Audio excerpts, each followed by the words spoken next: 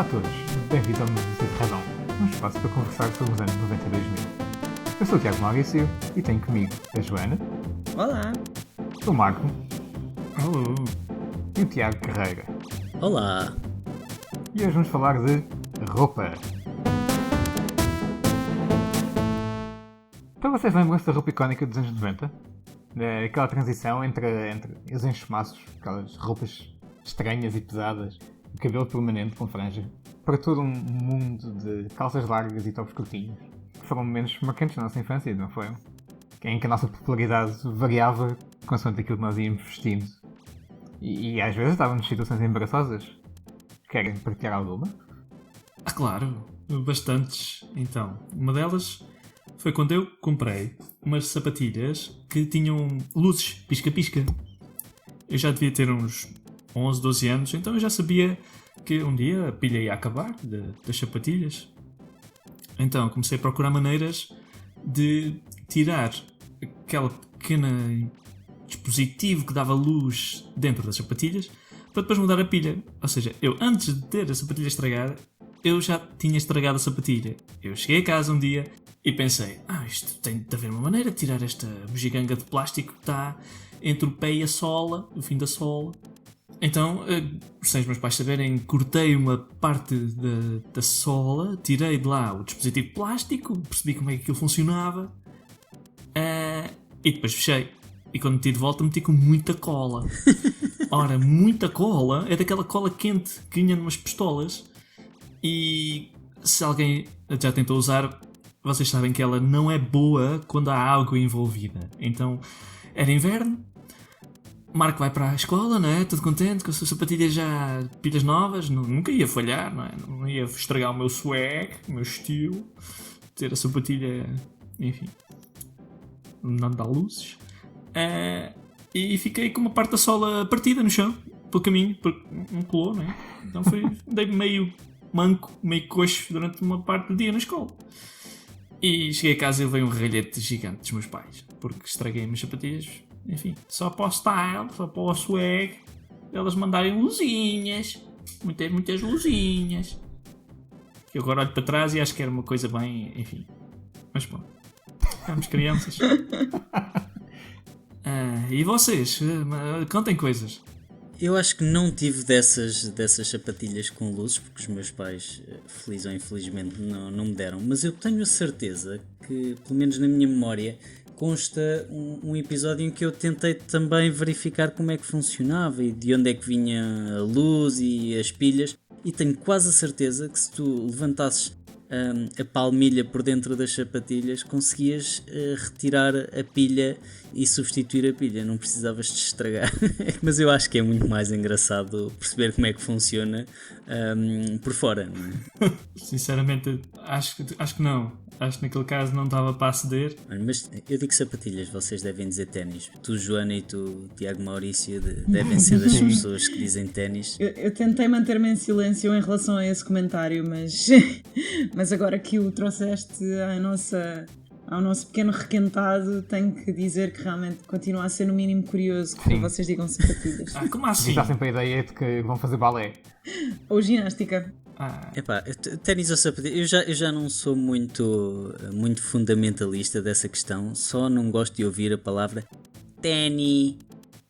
Então se a pessoa tiver manca, só tiver com um. Por falar em ténis, vocês lembram-se na altura dos anos 90 em que se usou durante um determinado período de tempo aquilo que eu chamo os precursores das paés, das alpercatas, que eram aqueles ténis de pano com uma sola de borracha branca e que depois tinham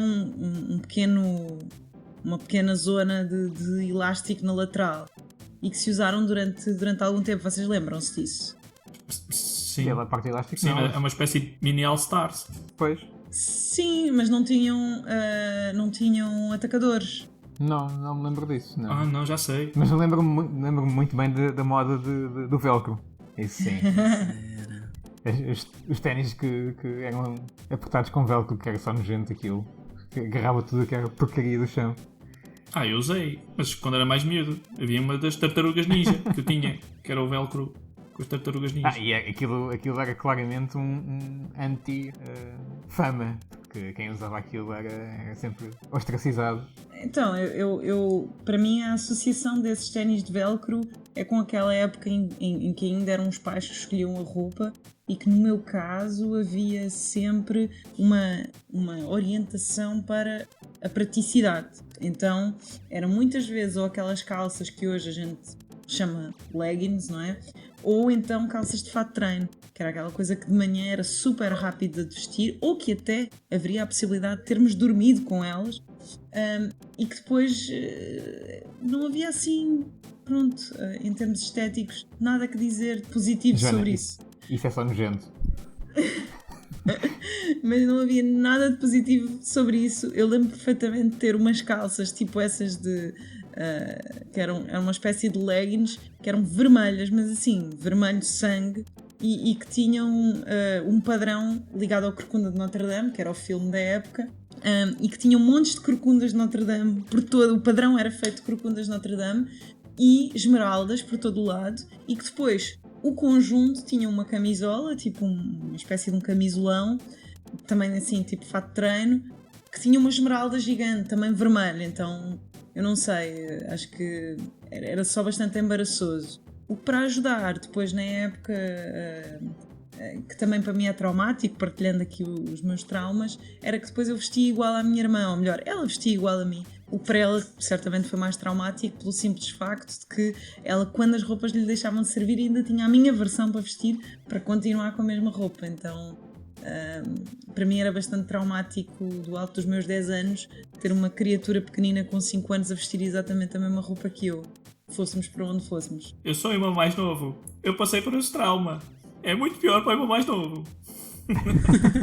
Eu acho que o meu irmão mais novo não tinha muito esse problema, porque eu fazia o favor de destruir tudo o que era roupa e calçado, mas passámos por isso de haver roupas iguais. E eu tenho uma mensagem a dizer a todos os nossos ouvintes: parem de fazer essa parem de fazer isso de vestir os irmãos com roupa igual. Isso devia ser abolido. É a pior coisa que se pode fazer uma criança, é ter o irmão a vestir a mesma coisa, exceto gêmeos, que esses decidam se querem ou não. Há gêmeos que gostam, há gêmeos que não gostam, decidam vocês. Agora, irmãos de idades diferentes usarem a mesma roupa, devia estar na lei a punição para esse crime hediondo. Nota-se que existe aqui no nosso painel alguns sentimentos mais fortes relativamente a este tema.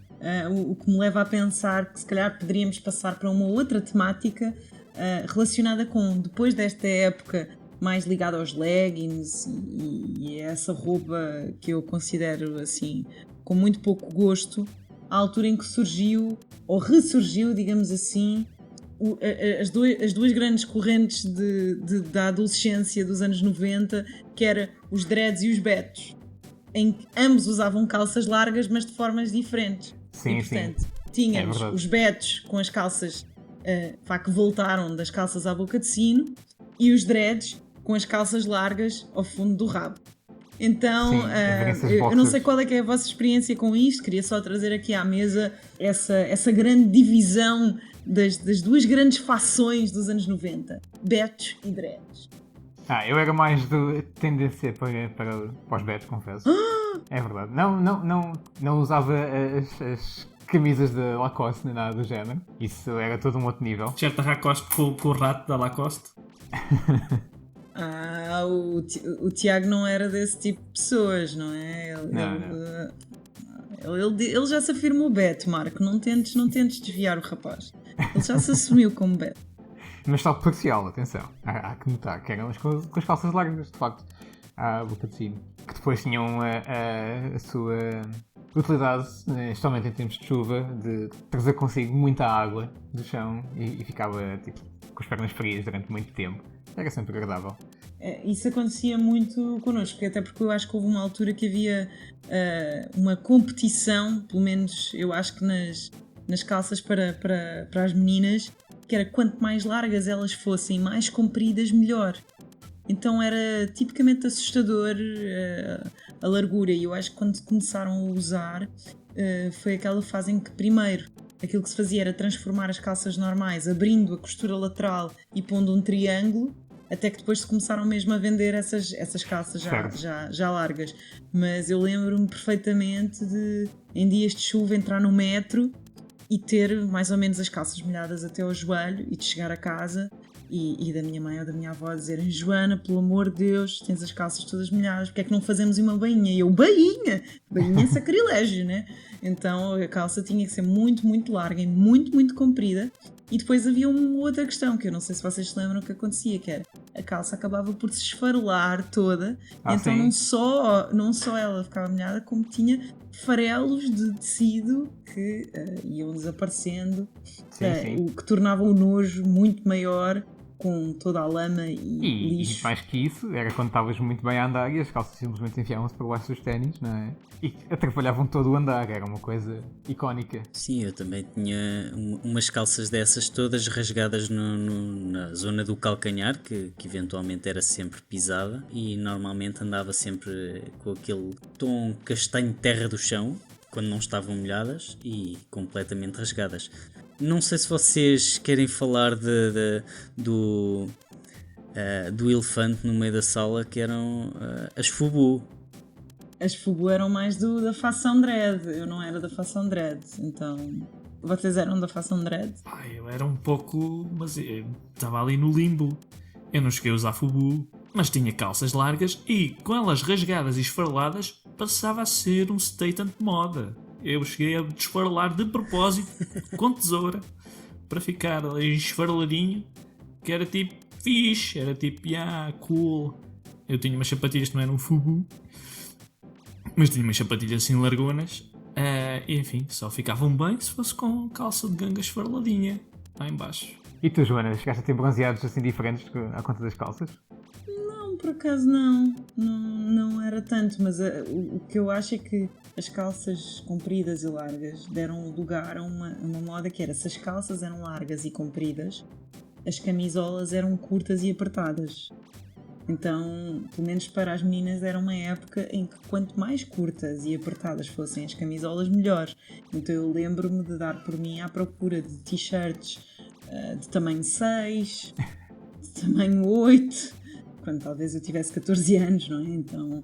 Mas também havia toda outra corrente, que era, tinhas de facto uma camisa, não é? Mas depois atavas por baixo para mostrar o umbigo. Claro, não, mas havia toda, por exemplo, mesmo em dias de frio, tu tinhas a camisola, mas tu não podias entrar na escola com a camisola vestida. A camisola tinha um sítio onde se colocava, que era a meio do rabo, dobrada, de maneira a fazer um enquadramento na cintura.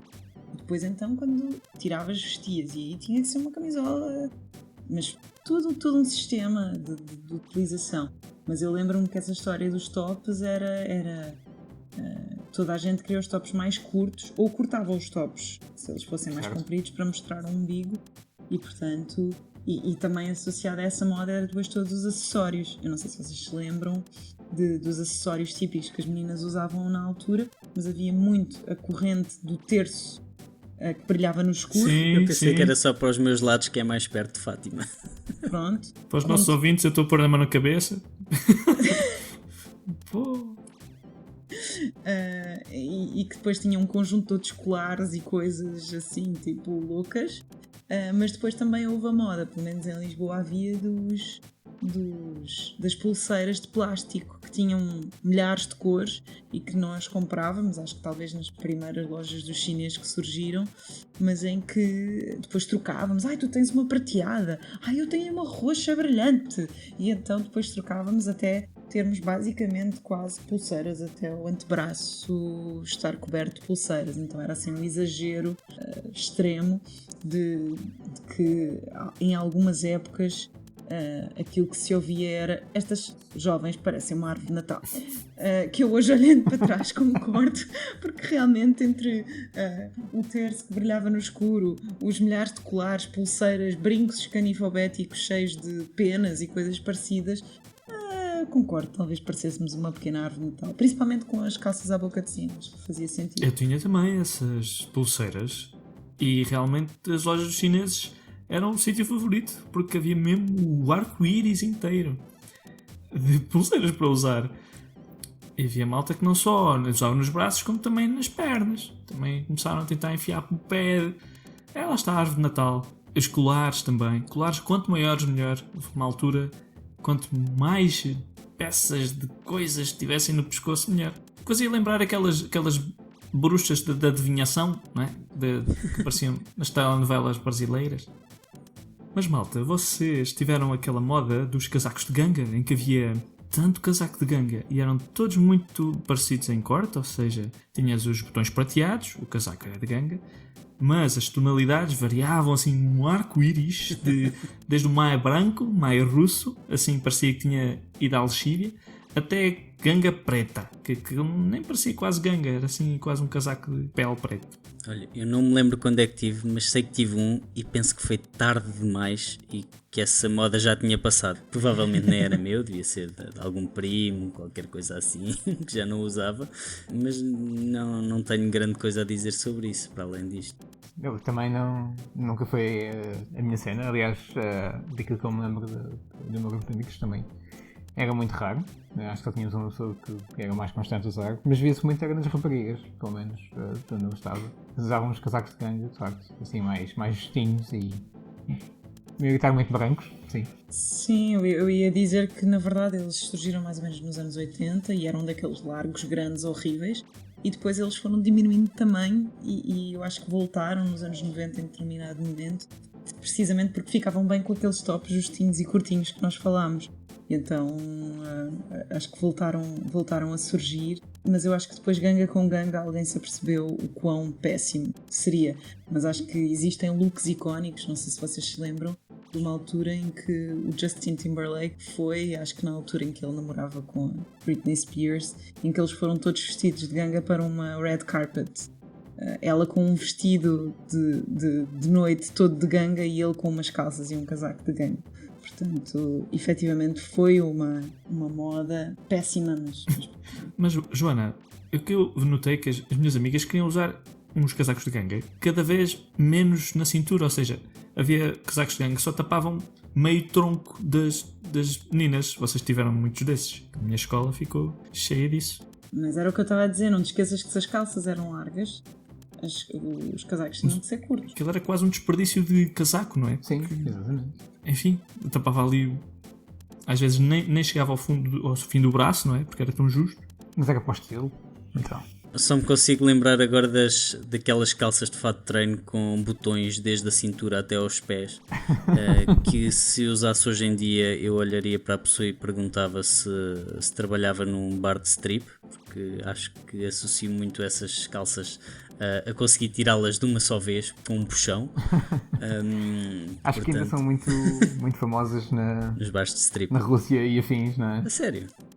Aquelas calças da Reebok, assim, com um tonzinho assim meio brilhante, cheio de botões.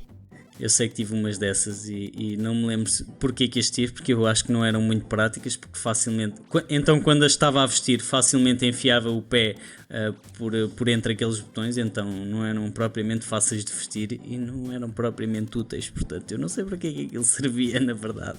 É aquele tipo de modas com pouca utilidade prática, é o que eu estava a dizer. Eu acho que, e talvez em jeito de conclusão, realmente a nossa transição foi uma transição de prático para exagerado. Sim, concordo perfeitamente contigo. E acho que é uma ótima forma de terminarmos esta nossa conversa. Portanto, esta foi a nossa experiência com roupa.